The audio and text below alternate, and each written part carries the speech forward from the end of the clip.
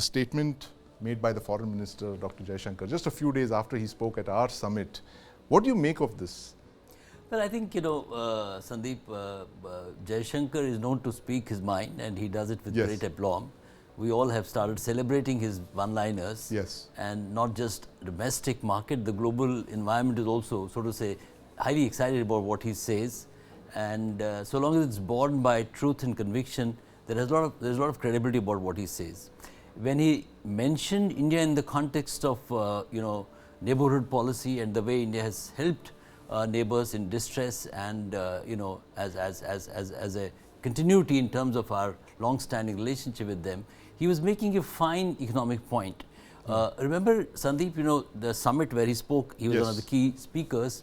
The summit also looked at the cusp of geoeconomics and geopolitics. Yes. So that is the framework in which India has been, so to say, helping its neighbors. Right. And if we have to make a distinction between the way India approaches assistance and to neighbors versus China, I have a one-liner for it, that is that India does not use assistance, especially economic assistance, in the framework of colonizing those areas. Right. We know, using debt as a colonial, weapon is something that our neighbors do, and we know who it is. Right. India might not be able to match the Chinese might when it comes to cash assistance to these countries, but we have the intent, the truth of the intent and the intensity to make it happen without any collaterals. That's where it makes a significant difference. Without any collaterals and no strings attached. No strings attached. But Pramit, I want to bring you in on this point that Mr. Khar mentioned, the fact that Indian aid comes with no strings attached, whereas in China's case, it's actually coined a whole new phrase, debt trap diplomacy. How does this work, and how is the Indian outreach very different from the Chinese outreach when it looks at smaller countries like the Maldives? Well, the first thing I would argue, it's not so much as India doesn't have, should say, conditionalities attached. Right. But the conditionalities that India positions are exactly those that India's are aligned with those of global standards. In other words, ours are no different, for example, from those of the World Bank. Right. Or any multilateral financial assistance program that follows international norms. China has deliberately avoided doing so. They have avoided being part of they've now begun voiding even the common framework agreement with the IMF. They avoid World Bank. They avoid a lot of the stuff that has developed over the decades through multilateral aid agencies, learned bit by bit through mistakes and so on. What India has done with its neighborhood, and I should point to Sham Saran, then Foreign Secretary's speech several years ago, where he said that India is prepared to provide assistance to its neighbors on conditional financial terms, but we ask that, and we are prepared to open up India's economy to our neighbors so that they can benefit from our economic growth. But we ask that these countries look to our security concerns. I mean, that is the only real conditionality India has asked, which is that consult with us. And he lays that very clearly. Consult with us when you have a major security decision pending, whether you're going to allow somebody to build a base or so on your country. These are the things that matter to India. So consult. Just have an India should be seen as your primary security partner. And in return, we are prepared to be extremely generous. For the most part, almost every neighbor, Pakistan and obviously in China and Myanmar are different in many ways, has accepted this. Our small neighbors have largely come on board. And I would add that when Shiv Shankar Menon was NSA, National Security Advisor, he expanded on that policy by arguing that India would like every major political player in these countries to accept this posture. In other words, we don't want a situation where every time there's an election, one government is pro-Indian and one government is anti-Indian. We want everybody to, and we are prepared to try and persuade you. The game is not to force you. The game is to sit down and tell you, these are the benefits you get with India. What are your concerns regarding India? We're prepared to answer them. And what is interesting, I would argue, and this policy has, I would argue, continued under the so-called neighborhood first policy under Prime Minister Modi. And if you look at Foreign Minister Jaishankar's visits or Modi's visits, they have gone everywhere. They've gone to the Maldives, they've gone to Mauritius, they've gone to tiny countries that we never used to bother with before. And we've laid this out.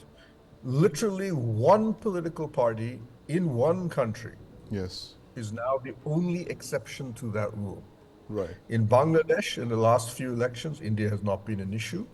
Nepal, there has been the odd burst of anti-Indianism, but it's not been like one member out of 5 political parties Right. comes up with it, drops it after a while because it doesn't get any resonance. Sri Lanka, a country that had become violently anti-Indian Yes. under the Rajapaksas, completely transformed. All the 3 major political centers are very clear India first. Right. Right. Mauritius, a country that couldn't be closer to us in many ways. So we've seen that transformation, but as I said, one party in one country still holds out. One party in one country still holds out. Professor Bhardwaj, I was just looking at the numbers. Now, since independence, India has committed something like $100 billion in aid to the countries of the region, the near abroad around India. But in the last decade, China has contributed something like $800 billion to all the Belt and Road countries. How can India compete against these economies of scale, despite the fact that many of these countries know that that aid comes with strings attached?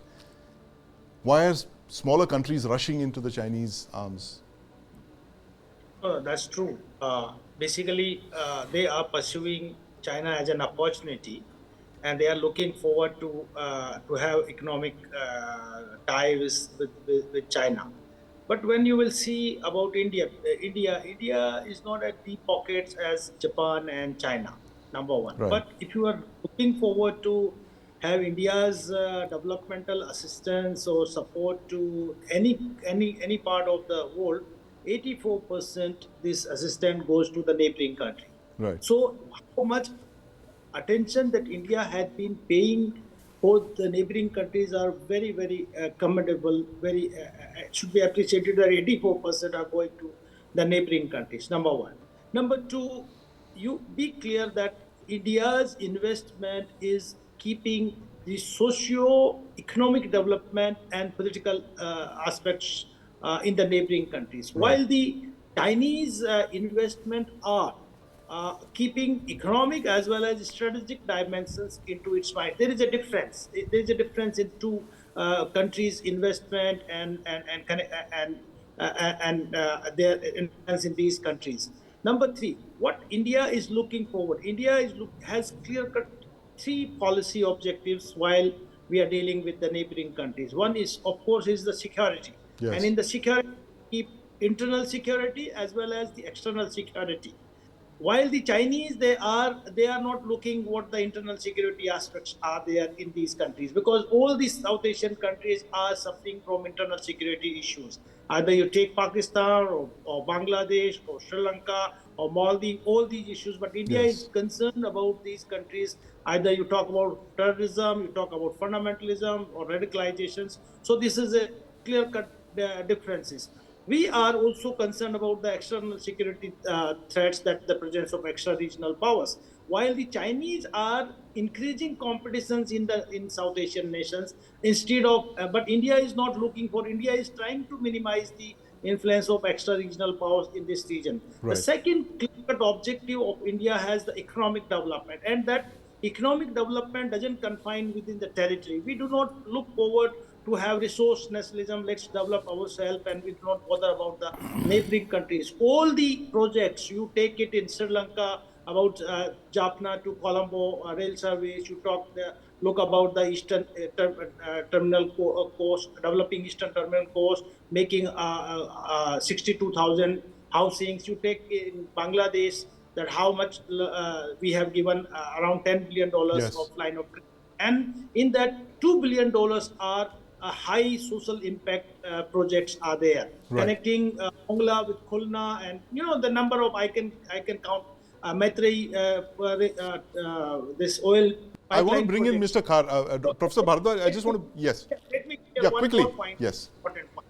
The third very important aspect is that India is engaging all these neighboring countries, keeping the political stability in Yeah. these countries, and Right. it's very important important. The Chinese do not bother. We are looking Yes. that there should be political stability, the democracy should be institutionalized, and that should be institutionalized through the liberal democratic process. So Yes. India is much behaving as a responsible regional power Right. in this region. It's not, and that's why they should not be considered as bully at all. Streaming on News9 Plus.